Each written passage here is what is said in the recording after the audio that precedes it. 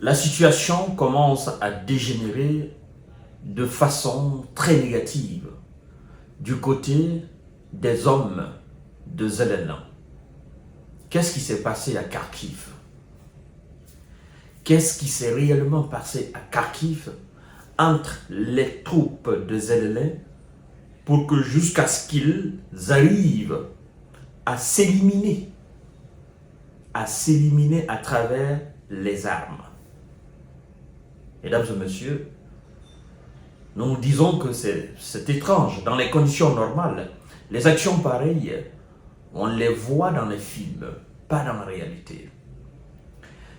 Ça déshonore même l'armée de Zelensky. C'est inacceptable tout simplement que vous êtes censé combattre les Russes sur le terrain. Vous n'êtes pas censé vous entre-attaquer entre vous jusqu'à ce que éliminer vos propres frères d'armes à travers ce fusillade.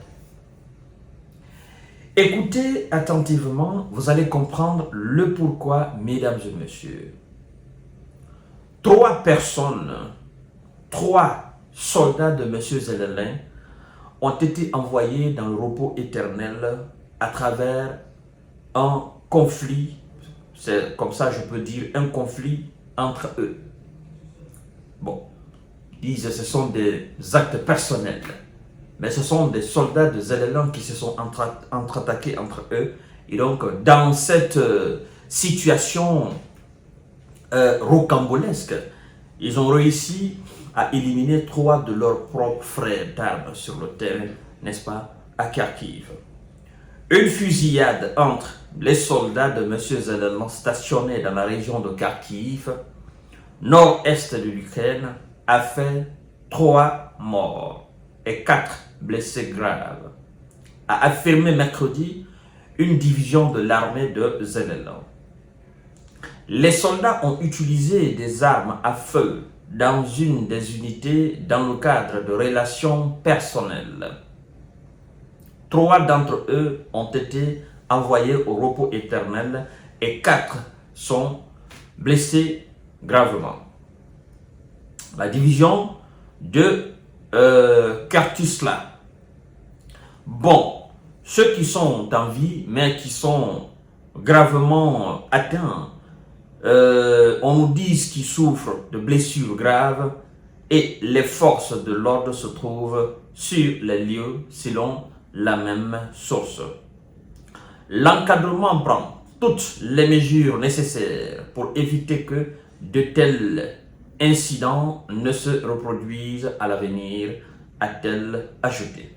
Les circonstances de l'incident n'étaient pas encore claires et l'armée n'a pas indiqué qui était responsable, se contentant de dire que les armes avaient été utilisées pour des raisons personnelles plutôt que militaires. Nous savons que dans toutes les armées, il y a des raisons personnelles. Et ces raisons personnelles viennent souvent du mécontentement. Mécontentement par rapport à un certain nombre de choses militaires. Il peut y avoir des mécontentements entre les soldats et les officiers. Il peut y avoir du mécontentement dans l'hierarchie. Il peut y avoir du mécontentement dans l'approvisionnement. Il peut y avoir du mécontentement parce qu'il n'y a pas de rotation. Donc nous savons que sur le champ de bataille, il y a toujours ces choses-là. Il y a toujours ces situations dans une armée qui est épuisée. Dans une armée dont le moral est bas, à son niveau le plus bas. Dans une armée qui est en très grande difficulté. Dans une armée où les gens disent à quoi sert une longue vie quand elle est tentée de malheur que de bonheur. C'est ce qu'on est en train d'assister. Tout cela parce que M. Zelensky s'obstine à mettre la Russie à genoux. Pourtant, il n'a pas les moyens. Quoi qu'on dise, c'est ça. Les gars sont fatigués. On les donne des médicaments, ils prennent, mais ça ne peut pas. Il faut que les gars se reposent. Un soldat fatigué est un soldat dangereux. Un soldat qui ne dort pas, c'est un soldat dangereux. Un soldat qui ne mange pas est un soldat dangereux. Un soldat qui n'est pas dans les conditions normales est un soldat dangereux. Et il faut que les gens comprennent cela. Ce n'est pas des robots, ce sont des êtres humains. Oui, ils sont formés, je suis d'accord. Formation militaire, nous la connaissons tous. Ils sont formés. Mais ce n'est pas des fers, ce n'est pas des robots. Ils ne sont pas des génies, ce sont des êtres humains qui ont été entraînés. Et d'ailleurs, ceux qui sont sur le terrain, face aux hommes de Vladimir Poutine, quel entraînement ils ont eu? Il y en a qui ont été entraînés juste pour 3 mois. On les a entraînés juste à tirer les armes et juste quelques formations basiques. Et puis on les dit, bon, partez.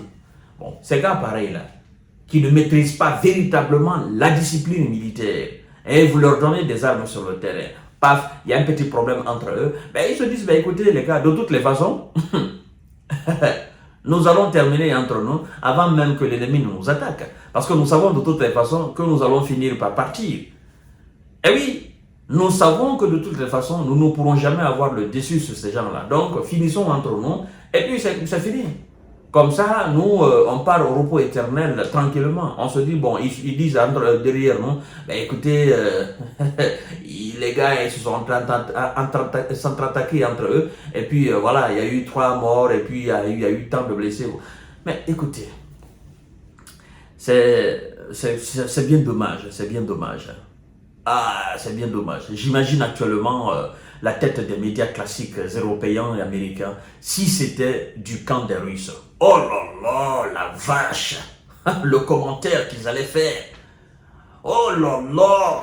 Si c'était des soldats russes qui s'étaient contre-attaqués comme ça là, et qu'ils avaient réussi à éliminer bon nombre de leurs camarades, de leurs compagnons de lutte, bon sang de Dieu, ils allaient passer ça en boucle.